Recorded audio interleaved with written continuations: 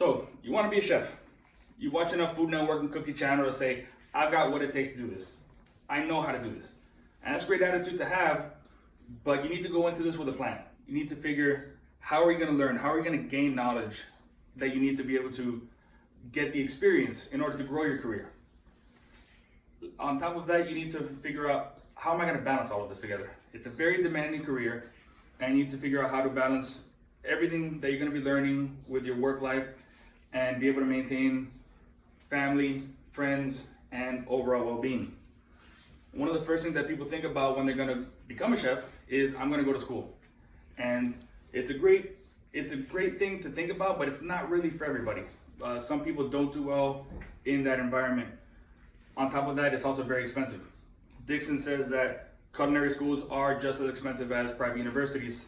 In some cases, a 4-year culinary school can be 6 figures. Now, you graduate school, you're not a chef. You don't get that title until many years later. What you do get is a certificate or a degree, and now you've got a hefty loan to pay off. But chefs that have degrees only make about 2 to 11% more than somebody without a degree. So that's something that you need to think about when you're exploring your options. Regardless of whether you go to school or not, you need to be able to still practice at home. You just still need to learn the basics, learn the fundamentals, and these are things that you can easily teach yourself by going to YouTube, watching videos, watching tutorials, even going on Amazon and buying books. And these are things that with enough dedication and time, you can learn and figure these out. These are the things that everything else is built upon in culinary. And eventually, this is only going to get you so far. You want to be able to take this knowledge and go to a restaurant and say, chef, I want a stage here. And a stage is just a fancy French word basically meaning an internship. And according to the Michelin Guide, it's an unpaid internship a cook takes to expose himself to new techniques. You can work at different restaurants. You're going to work for free, but you're going to be getting experience. Gordon Ramsay said, if you want to become a great chef, you have to work with great chefs, and that's an opportunity to be able to do so. And a lot of these great chefs started at the bottom. Thomas Keller, one of the greatest chefs in the world, says, I started out washing dishes, which turned out to have a huge impact on my life. On top of that, Michael Chiarello, another great chef, says, if you ask chefs of my generation, probably at least half of us started off as dishwashers. So yeah, there's a chance you may be a dishwasher, but you're still going to be gaining experience. You still want to invest in your future. Some things that you may want to do if you're preparing for a stage, get a set of knives, 2 knives, that's all you really need. Get some good shoes, black pants, get a white coat and a black apron. Keep them clean, keep them pressed. You want to be able to look professional and exude that kind of confidence to your potential employer.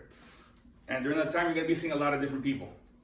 Take the good and the bad from everybody. You're going to be seeing a lot of different things. You need to be able to pick up on those different things and figure out, who do you want to learn from?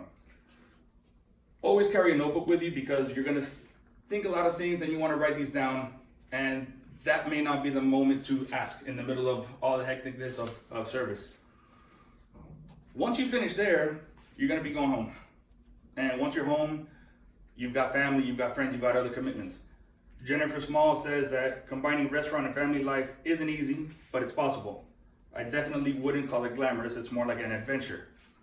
So you've gone off, embarked on this adventure, but you still got your family, your friends, and yourself. Most importantly, you need to take care of yourself. You need to eat well, you need to be healthy, you need to exercise. These are things that aren't normally synonymous with chefs and cooking. Kinsman said that while the chef can run on cigarettes and coffee in his 20s, it's not sustainable in the long run. So overall, there's a lot that goes into being a chef. By no means is it a sprint, it's an ultra long distance marathon lasting you basically your entire life. It could take you 20, 30 years to actually become a chef. Once you get there, it doesn't get any easier. You still need to keep learning, you still need to keep getting experience, and you still need to be able to take care of yourself and take care of your family.